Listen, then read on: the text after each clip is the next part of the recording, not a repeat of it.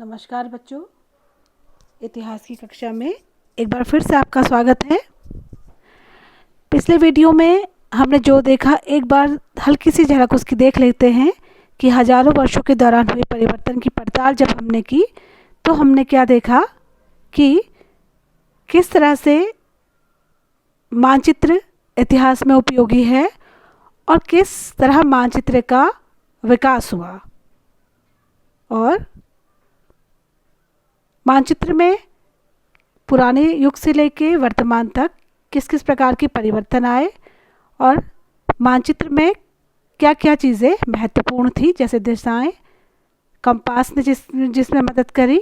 इसी प्रकार हमने आपकी पुस्तक में अल इदरीसी द्वारा जो मानचित्र बनाया गया था उस पर भी हमने चर्चा करी और उसके बाद जो फ्रांसीसी मानचित्रकार ने नक्शे को बनाया 600 साल बाद, उसमें क्या क्या अंतर आया इसको भी हमने देखा।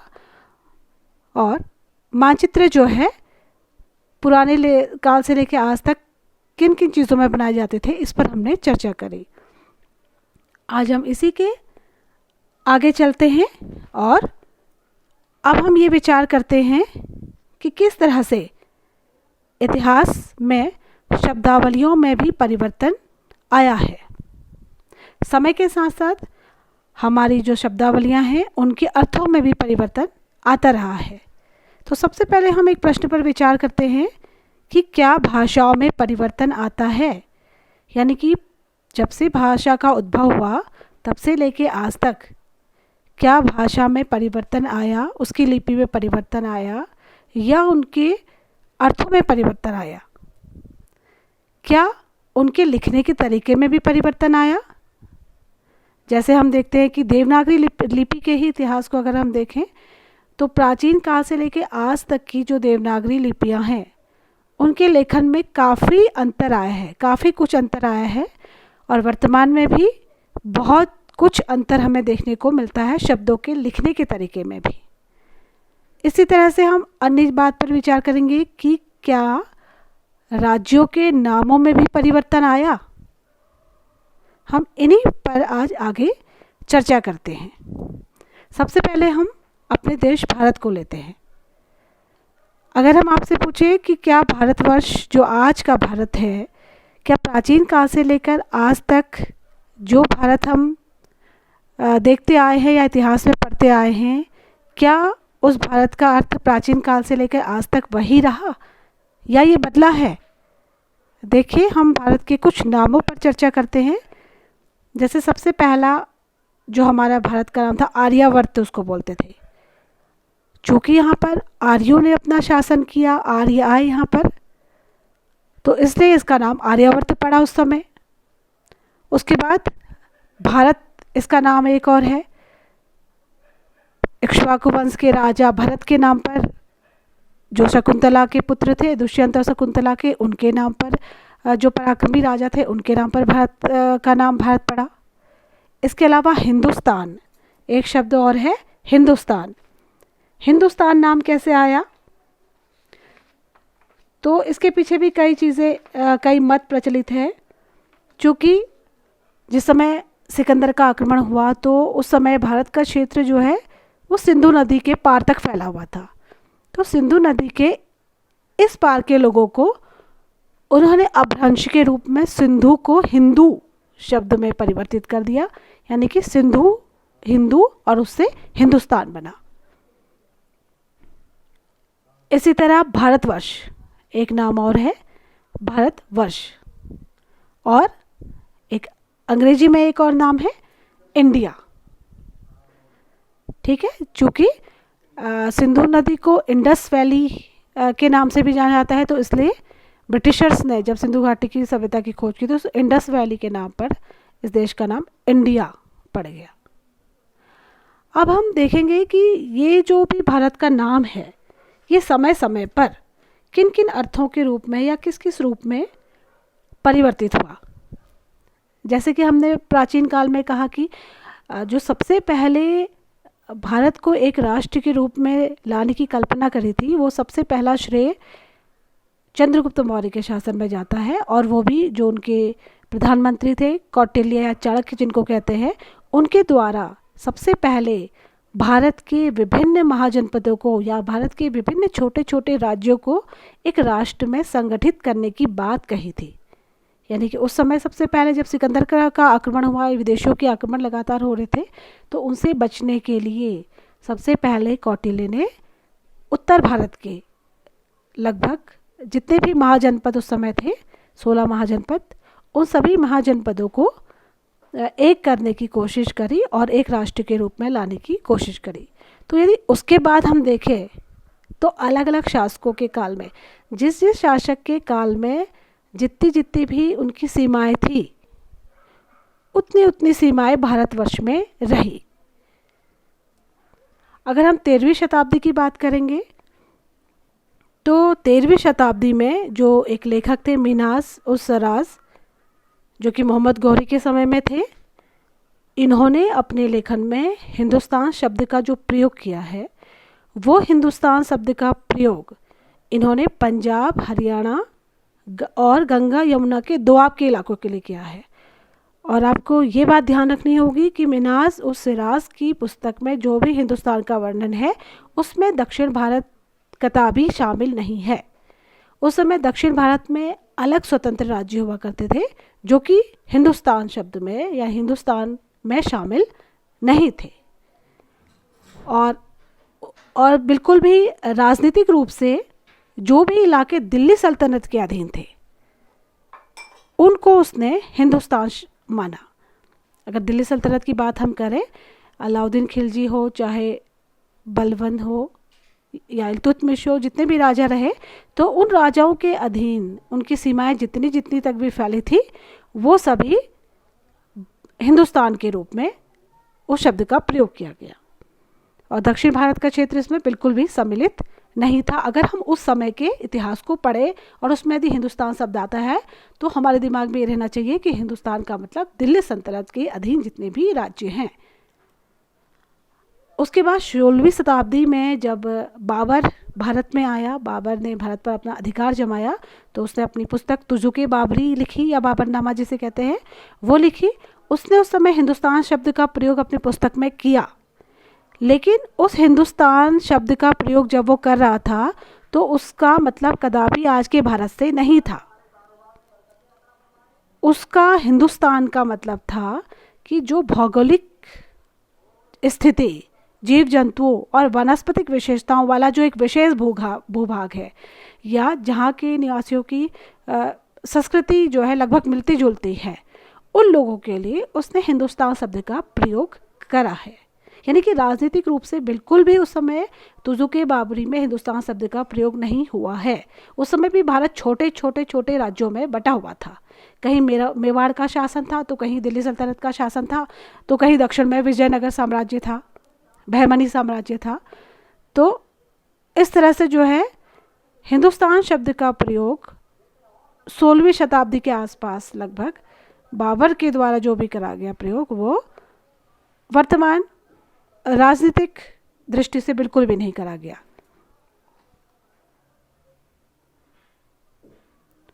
तो इसका अर्थ यह है कि जब भी हम हिंदुस्तान शब्द को इतिहास में पढ़ते हैं तो उस हिंदुस्तान शब्द का प्रयोग अलग अलग शासकों के शासनकाल के को दृष्टि में रखते हुए ही हमें उसके अर्थ को जानना चाहिए। ठीक है। उसके बाद चूँकि हम इस वाली पुस्तक में केवल मध्यकालीन इतिहास पर बात करेंगे, तो हम मुग़ल काल तक की बात करेंगे। तो मुग़ल काल में जो है दक्षिण भारत में केवल औरंगज़ेब ने बाद में अधिकार जमाया था दक्षिण भारत के क्षेत्रों में, और अकबर ने भी करा था, लेकिन वो एक तरह से स्वतंत्र रूप से वहाँ पर जो है शासक थे, केवल अकबर की अधीनता को उन्होंने स्वीकार करा था। और यहाँ तक कि अफ़गानिस्तान का क्षेत्र भी जो है भारत में सम्मिलित था। हिंदू कुश की पहाड़ियाँ, यानी अफ़गानिस्तान में जो हिंदू कुश की पहाड़ियाँ हैं, उस हिंदू कुश की पहाड़ियों तक भारत यानी हिंदुस्तान जिसे कह रहे हैं वह क्षेत्र था। तो इसका मतलब कि हम ये देखते हैं कि जो हिंदुस्तान या भारत शब्द है वो अलग अलग समय में अलग अलग तरीके से अलग अलग अर्थ के रूप में प्रयोग हुआ है। एक उदाहरण मैं आपको इस तरह से देती हूँ ताकि आपकी समझ में और अच्छे ढंग से आ जाएगा। अगर मैं आज़ादी से पहले के भारत की बात करूं, तो आज़ादी से पहले का भारत जो था वो ब्रिटिश भारत था। 1947 के बाद जब भारत आज़ाद हुआ, 1950 के बाद जब यहाँ का संविधान लागू हुआ, तो उस समय भारत एक संघीय राज्य के रूप में आ गया। तो यानी कि जब हम ब्रिटिश काल के भारत की बात करेंगे तो हम उसको अलग तरीके से अर्थ में लेंगे, और आज के भारत को हम एक संघ शासित क्षेत्र के रूप में परिभाषित करेंगे। यानी कि जो ये टर्मिनोलॉजी चेंज होती है, ये अलग अलग समय के अनुसार अलग अलग तरीके से प्रयुक्त की जाती है। अगर हम वर्तमान में उत्तराखंड की बात करेंगे, तो अगर हम 2000 सन से पहले की बात करते हैं, तो 2000 सन से पहले तो उत्तराखंड का कोई अस्तित्व था ही नहीं, तो वो उत्तर प्रदेश के अधीन था।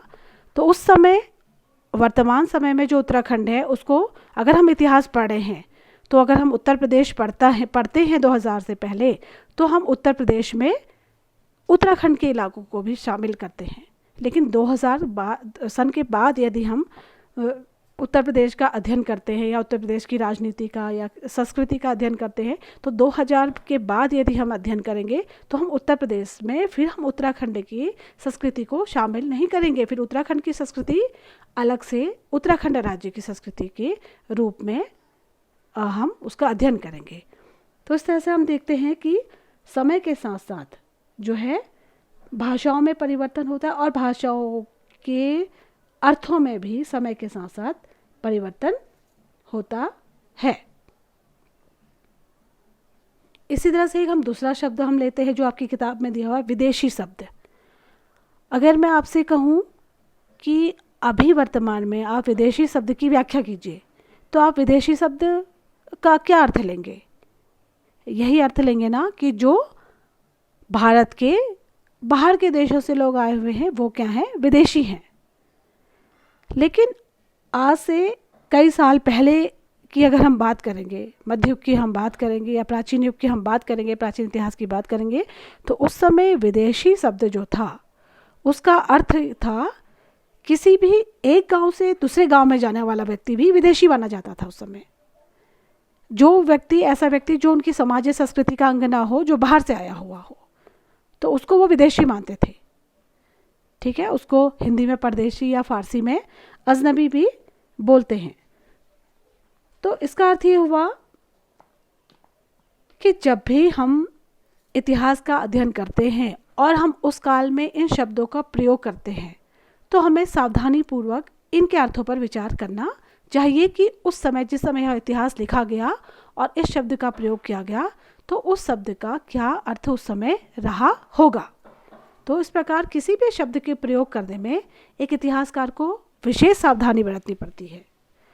और उसके तथ्यों का अध्ययन यदि हम करते हैं, तो इतिहास लिखते समय यह ध्यान रखना होता है कि किसी विशेष शब्द का प्रयोग किस संदर्भ में किया गया होगा।